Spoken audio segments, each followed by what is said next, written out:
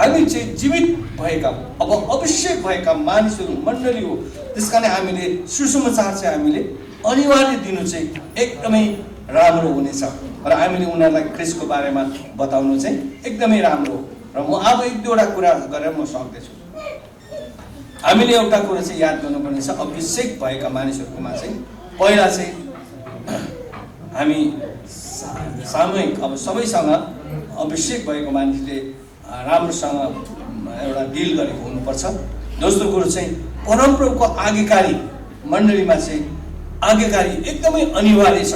यदि आज्ञाकारी भएन भने उसले परमेश्वरको महिमा गर्न सक्दैन। अर्को कुरो चाहिँ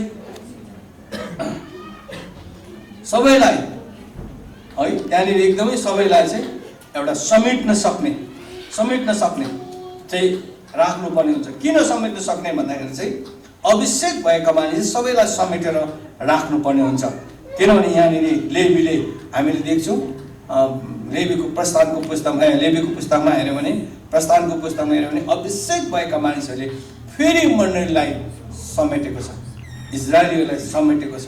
मण्डलीले समेट्ने एउटा सिक्नुपर्ने हुन्छ है। मेरो गोरुको 12 टका भन्ने चाहिँ त्यसकारण हाम्रो मण्डली अहिले 26 वर्षमा छ। तर मैले विचार गर्दाखेरि सुरु गर्दा अलिकति दाजुभाइहरू चाहिँ जानुभयो, तर हाम्रो त्यहीँ बप्तिस्मा लिएको मानिसहरू चाहिँ जानु भएन है।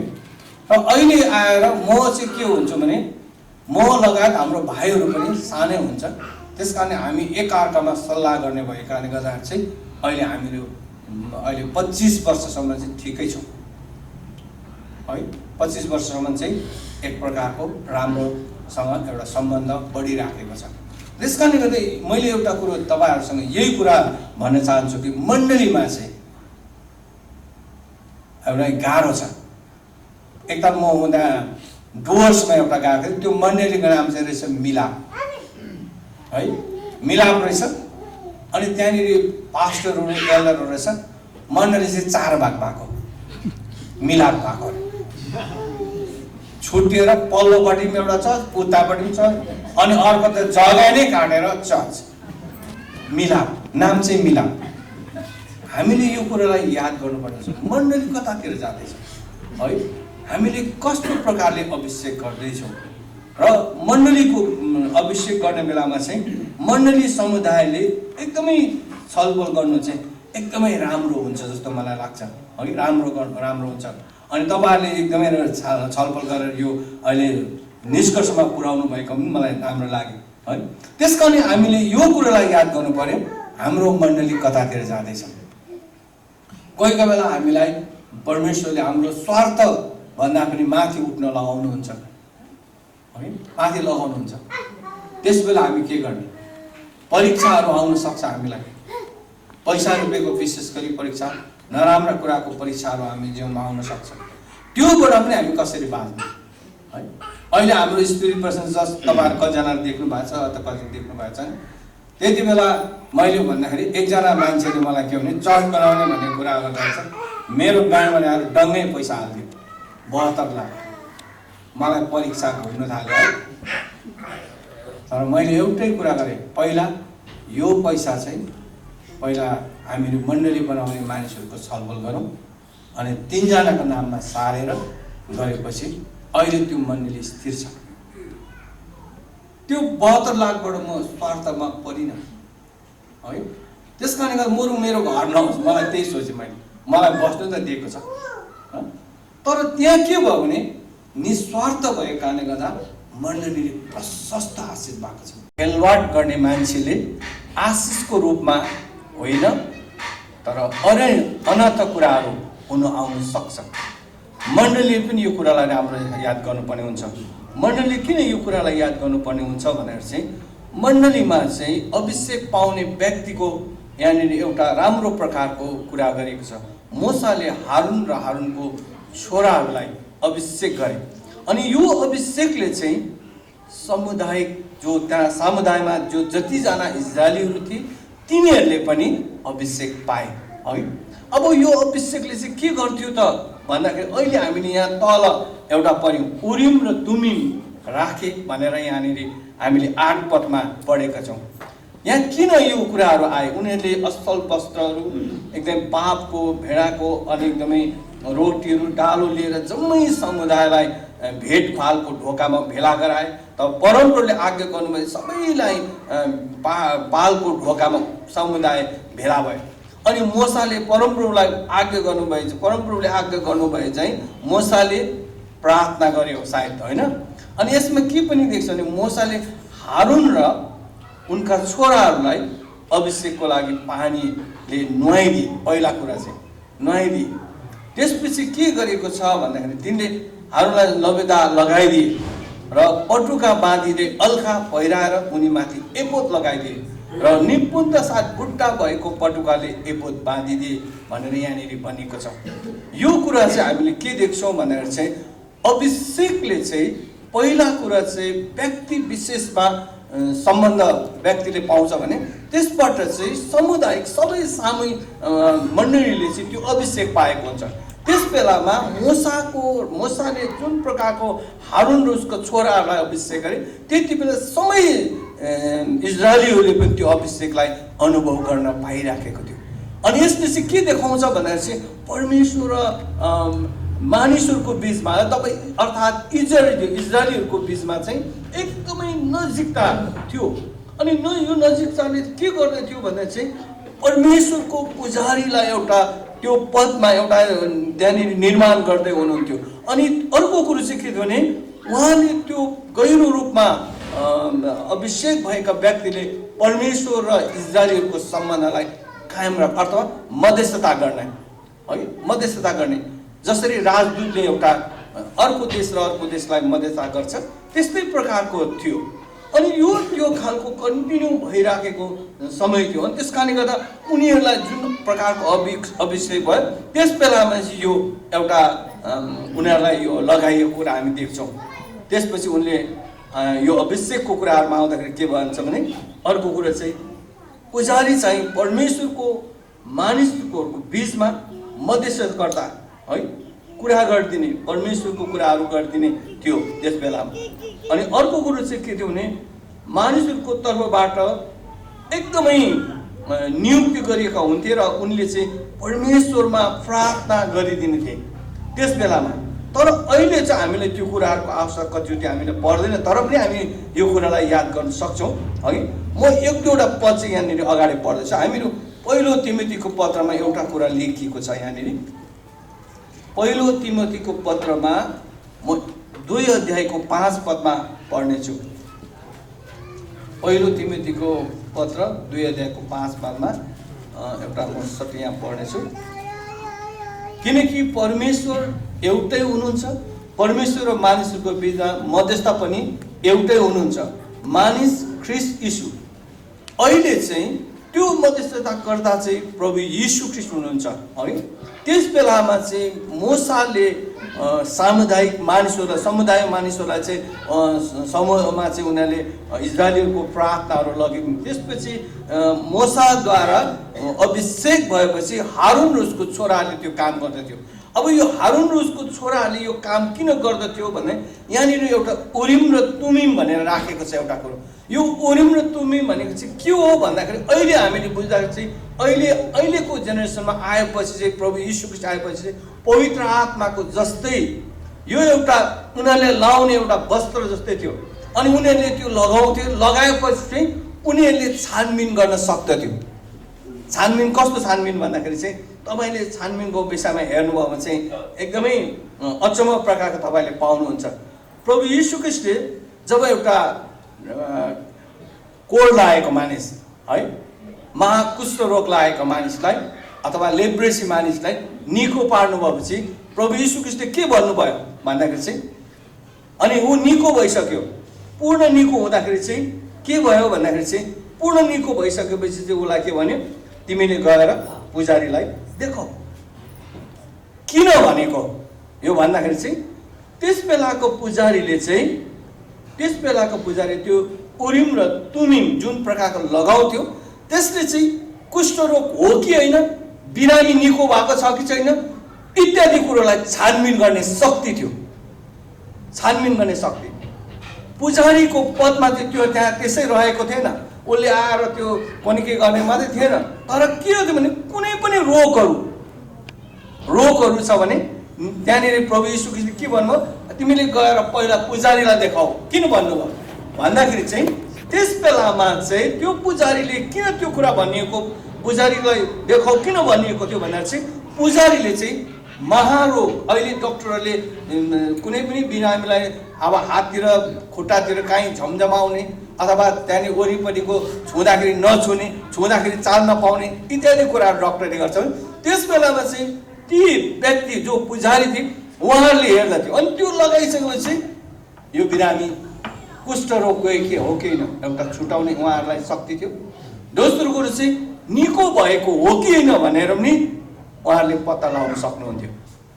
त्यस कारणले गर्दा परमेश्वरको शक्ति चाहिँ उनीहरूमा आर्जन भएको देखिन्छ। पवित्र आत्माको शक्ति चाहिँ त्यहाँनिर प्रकट भएको हामी देख्छौँ। त्यस कारण पुजारीको पद चाहिँ सानोतिनो थिएन प्रिय है, सानोतिनो थिएन। पुजारीको पदले चाहिँ एकदमै मानिसलाई र परमेश्वरको विषयमा एउटा जुन उद्देश्य थियो त्यो उद्देश्यलाई चाहिँ परिपूर्ति गरेको हामी देख्छौँ। म हिब्रूको पत्रमा फेरि पढ्दैछु। यहाँनिर हिब्रूको पत्रमा 5 अध्यायको 1 पदमा यस्तो कुरालाई ल्याएको छ। यहाँ भन्छ, प्रत्येक प्रधान पुजारी मानिसहरूमध्येबाट छानिन्छ र मानिसहरूको पक्षमा पापको निम्ति परमेश्वरमा भेटी र बलिदानहरू चढाइने नियुक्ति गरिन्छ।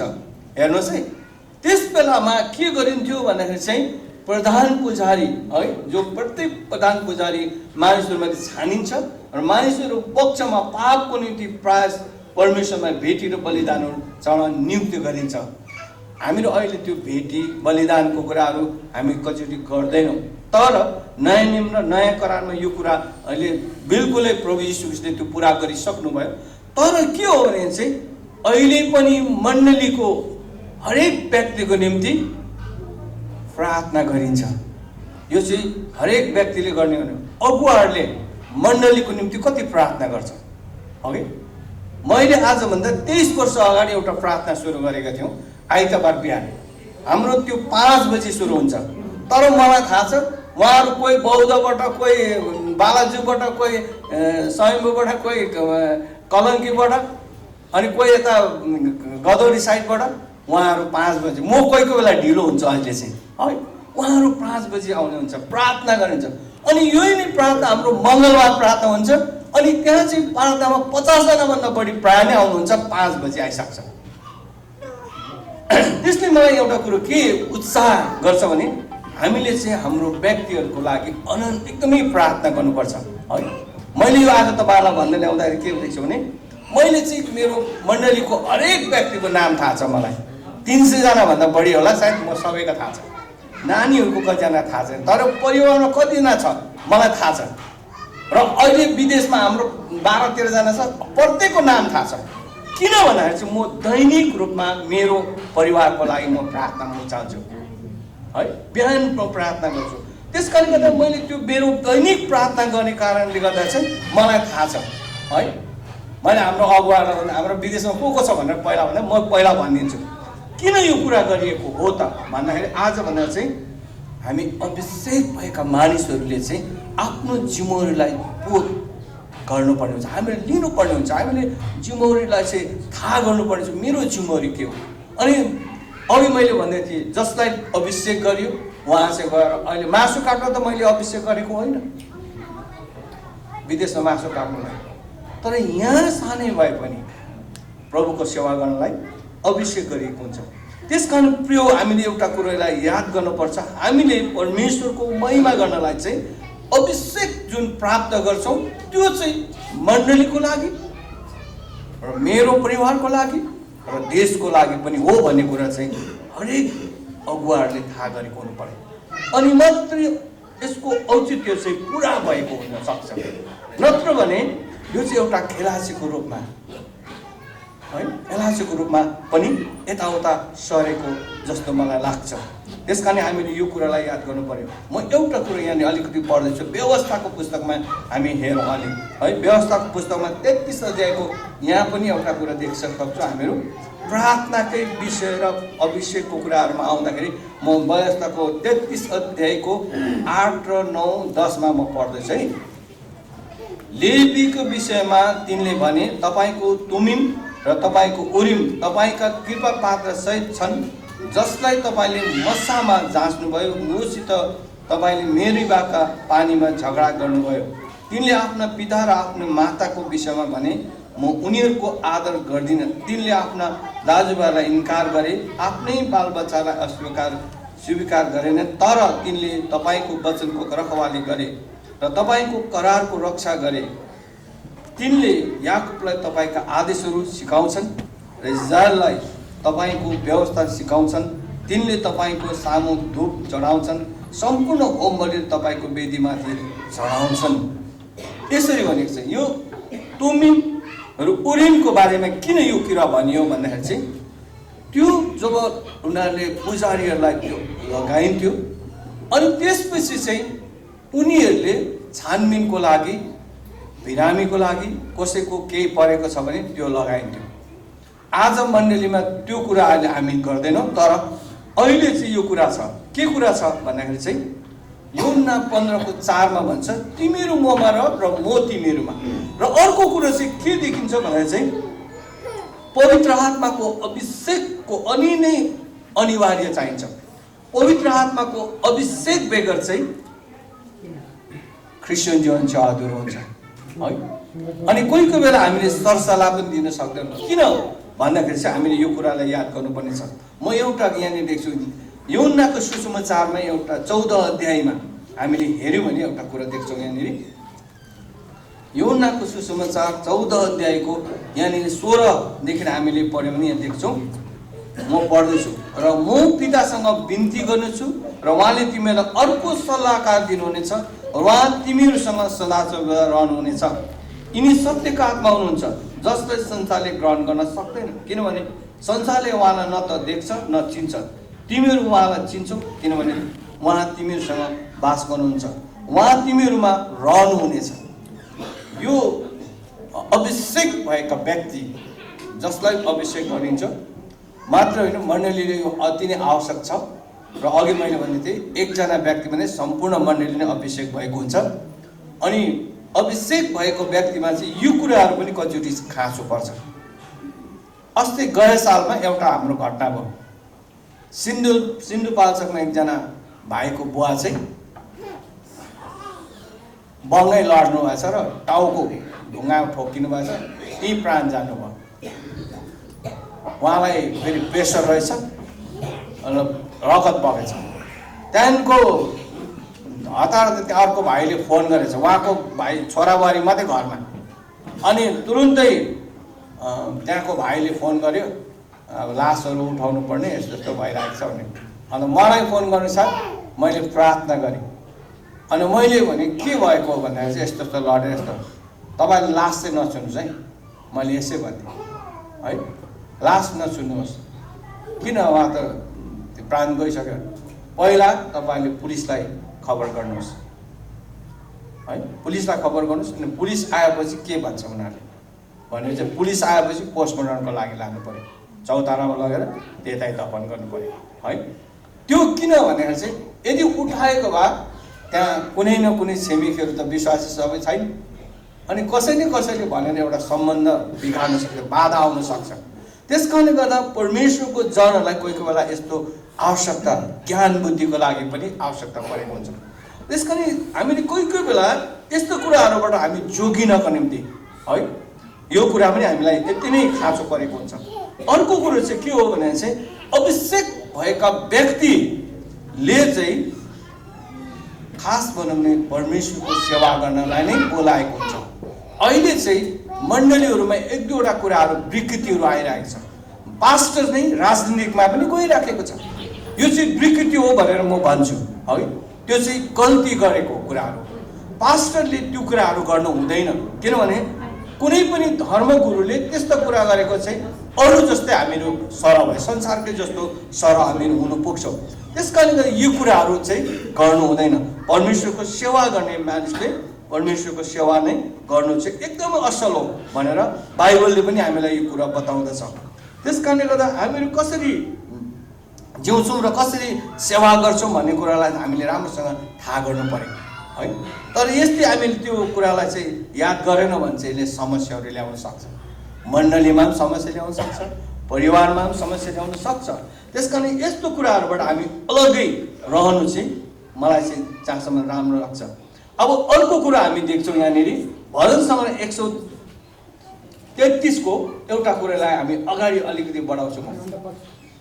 भजन सङ्ग्रह 133 को यहाँनिर हेर्दाखेरि चाहिँ एउटा कुरो देखिन्छ। यहाँ चाहिँ के देखिन्छ भन्दाखेरि चाहिँ कसरी मण्डली र मण्डली चाहिँ के हो भन्ने कुरालाई अझै गहिरोसँग हामी देख्छौँ। यो 1 र 2 मा म पढ्दैछु है।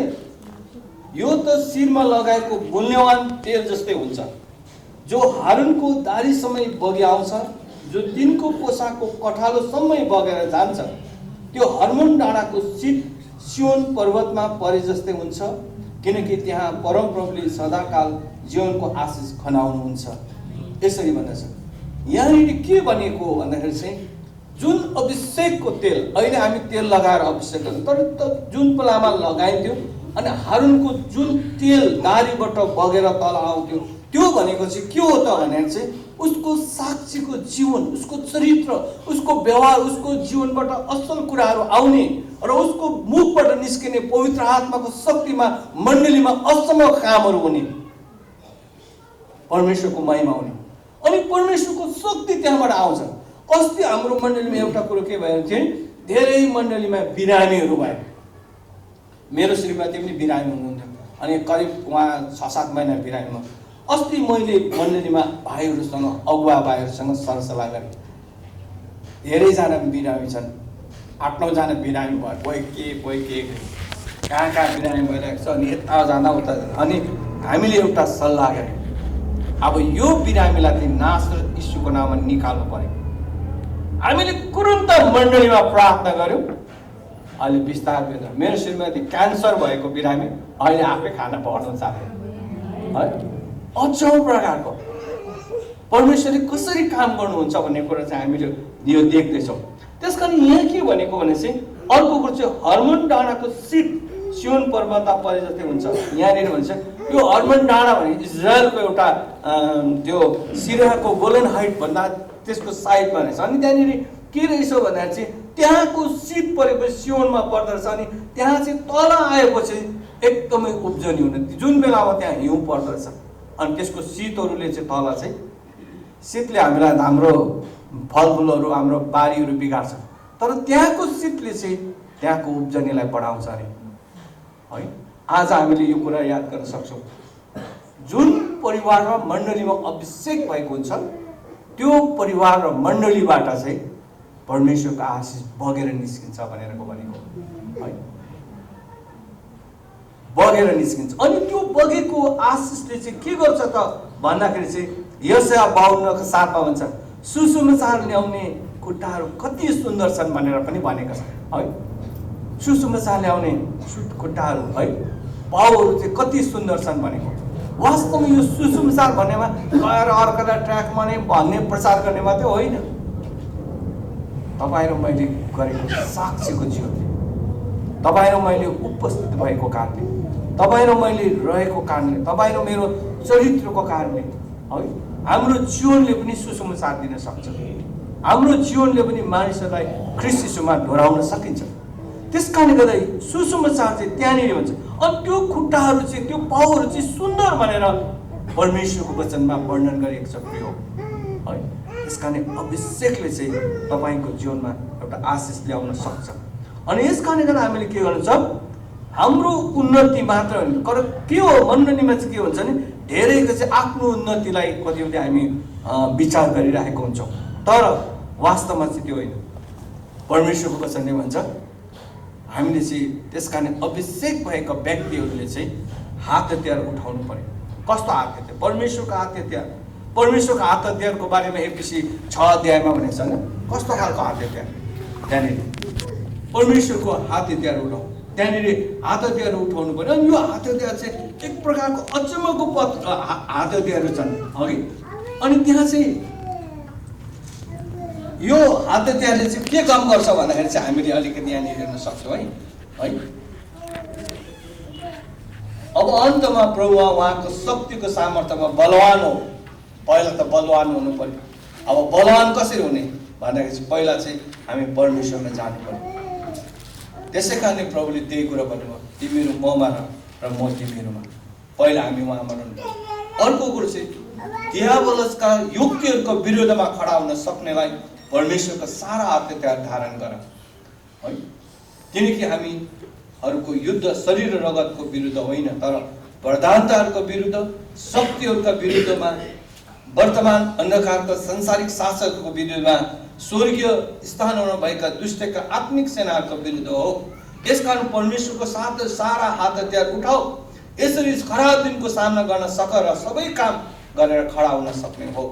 यसकारण आफ्नो कम्मर सत्यताले कसेर, पहिला कुरा छ भन्छ सत्य। त्यसैकारण प्रभु यीशुले के भन्यो यूहन्ना 14 है, हामी त्यहाँ देख्छौँ नि, उहाँ चाहिँ बाटो सत्य र जीवन म नै हो भन्नुभयो। त्यसकारण सत्यताको पहिला कुरा आउँछ, सत्यता है कसेर।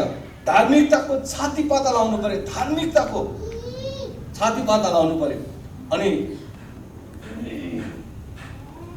छाती पाता खडा हो भनेर भन्छ र खुट्टामा मिलापको सुसमाचारको जुत्ता लाएर तयार हो। अनि विश्वासको ढाल उठाऊ।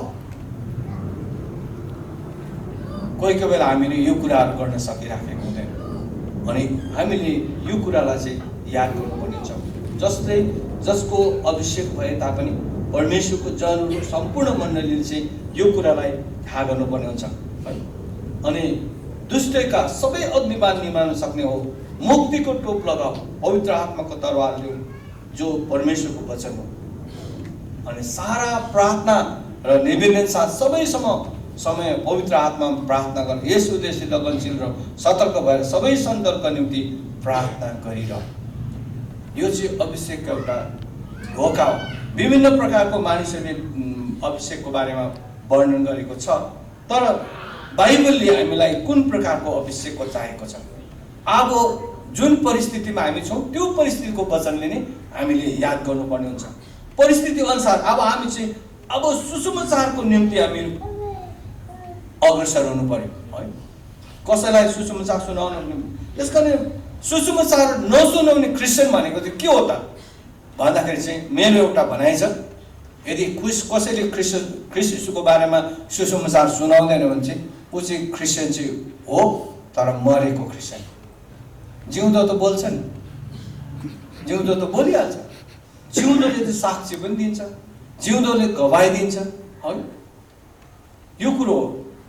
एकजना दिदीको बारेमा मलाई भन्नु मलाई, म अगाडि धेरै वर्ष अगाडि, आजभन्दा 42 वर्ष अगाडि मैले जब प्रभुको वचन सुने अनि म प्रचार गर्न जान्थेँ। अनि एक दिन एउटा ठाउँमा म प्रचार पूर्वमा गइराखेको बेलामा चाहिँ हिँडिरहेको बेला 3-4 जना धारामा पानी थाप्दै रहेछ। तर एकजना दिदी चाहिँ क्रिस्चियन रहेछ, बेलुकीको समय है, पानी थाप्दै रहेछ। त्यो पानी पनि सानो आउँदो रहेछ। अनि उहाँले, म त्यहाँनिर पानी एउटा बोतलमा थापेर हामी एकजना भाइ र म थियौँ। अनि त्यति बेला पानी थाप्न लाग्दा उहाँले सुरु गर्नुभयो। यो पानी पनि कसरी सुरु मात्रै उहाँले कसरी गर्नुभयो भने पानी पनि अचल त खोइ कहाँबाट हो, अच्छा सुरु यो धारा कत्रो थियो उहाँले सुरु गर्नुभयो। त्यहाँदेखि उहाँले त्यहाँका दिदीबहिनी 4-5 जनालाई मजाले सुसमाचार सुनाउनु भयो। मैले विचार गर्दै थिएँ त्यो दिदी एउटा वृद्ध अवस्थाको मान्छे, त्यति पढे लेखेको पनि होइन होला यसो हेर्दाखेरि। अनि उहाँले चाहिँ ख्रीष्ट यीशुले कसरी उद्धार दिनुहुन्छ, कसरी हामीलाई चाहिँ पाप क्षमा गर्नुहुन्छ भन्ने बारे उहाँले बताइरहनु भएको थियो। अनि म अचम्म लाग्यो, यो कसरी एउटा दिदी त्यो पानी थाप्नु उहाँ पनि गाग्री बोकेर आउनु भएको छ, उहाँले त्यहाँ मानिसहरूलाई बताउँदै थियो। त्यसकारण